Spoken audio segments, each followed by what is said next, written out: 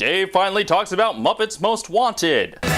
Muppets Most Wanted. Sigma! The opening number of Muppets Most Wanted is the unsurprisingly self-aware song, We're Doing a Sequel. We're doing a sequel.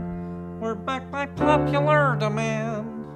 Come on, everybody, strike up the band. We're doing a sequel. And they're doing Hollywood. And everybody knows that the sequel's never quite as good. At one point in the song, Dr. Bunsen Honeydew, like any good nitpicking nerd, points out that this is actually their 7th sequel.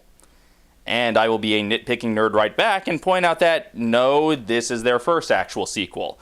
This is the first Muppet theatrical film to undisputedly take place in the same fictional universe as the Muppet theatrical film that came before it. Before the 2011 movie, every Muppet movie was a standalone adventure where the main actors were Kermit, Fozzie, Piggy, and Gonzo, playing characters named Kermit, Fozzie, Piggy, and Gonzo.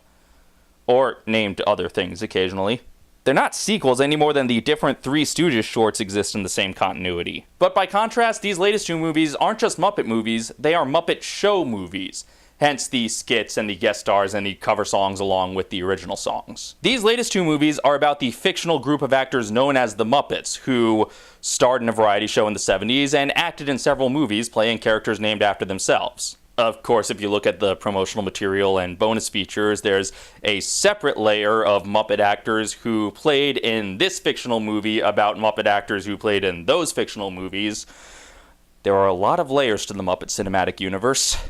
It is extra confusing because none of those layers have any fourth wall at all. This is getting really existential. You know, my dad has a PhD. I should ask him to explain Muppet Existence. My point is, the Muppet films of this decade are the first time that Muppet films have ever acknowledged continuity in any way. And I'm a geek. I like my continuity and my intricately crafted universes, but I also liked having every Muppet movie be a standalone story where someone named Kermit meets someone named Piggy and is friends with someone named Fozzie, and everything is just its own standalone adventure, and you can't really have it both ways, even though this movie kind of tries to. Now, I love the 2011 Muppet film. I did a text review of it when it first came out.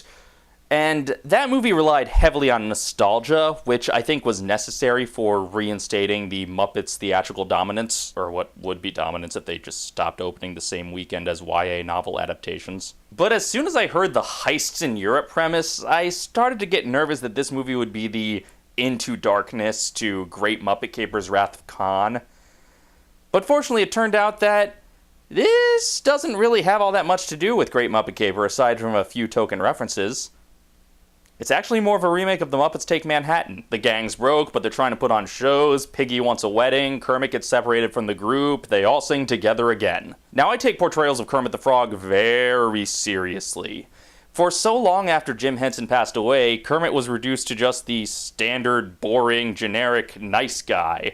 The same thing that happened to Mickey Mouse over the years, you know? Oh, he's Bob Cratchit, he's Captain Smollett.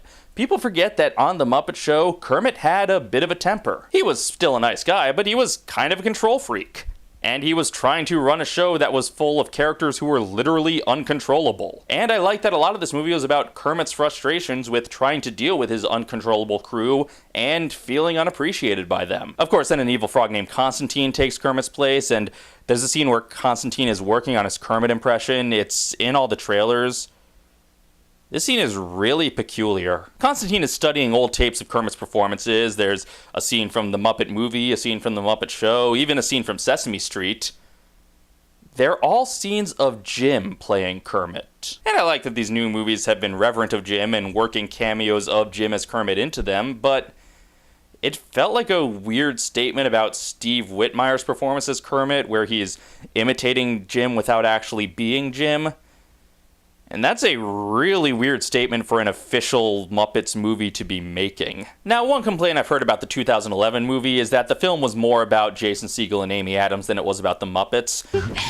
I was just wondering what the plan was for dinner tonight. I mean, when people go to a Muppet movie, they say, "Gee, I can't wait to see the human!" I don't really agree with those complaints, but the filmmakers were aware of them and they tried to address them as best they could. As always, there are human characters here, but this time we don't get any sequences with just human characters. Every sequence has at least one Muppet in it. Although every subplot does also have a human character in it. The movie is really split into 3 movies, one for each central human character. Ricky Gervais and Constantine star in a caper movie, Ty Burrell and Sam the Eagle star in a buddy cop movie, and Tina Fey and Kermit star in a prison movie. And of these 3 movies, the buddy cop movie was my favorite.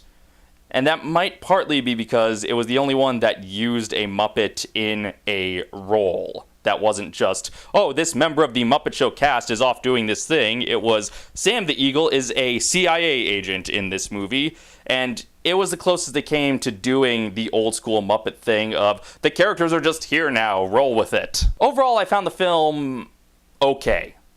It had some good laughs, it had some good songs courtesy of Brett McKenzie, it had more than enough cameos, both human and Muppet, but I did not love it nearly as much as the 2011 film. Don't get me wrong, there's still some very funny things in it, and I'll definitely keep it on my shelf next to my other Muppet movies and revisit it often, but overall it was just less than the sum of its parts. It definitely wasn't my favorite Muppet movie, or the one I found the most memorable, but the things that worked in it worked really well, and I had fun with it. And I look forward to all future Muppet endeavors. Just keep rolling out the Muppet movies, I'm going to keep seeing them. As long as you don't make another From Space level tragedy anytime soon.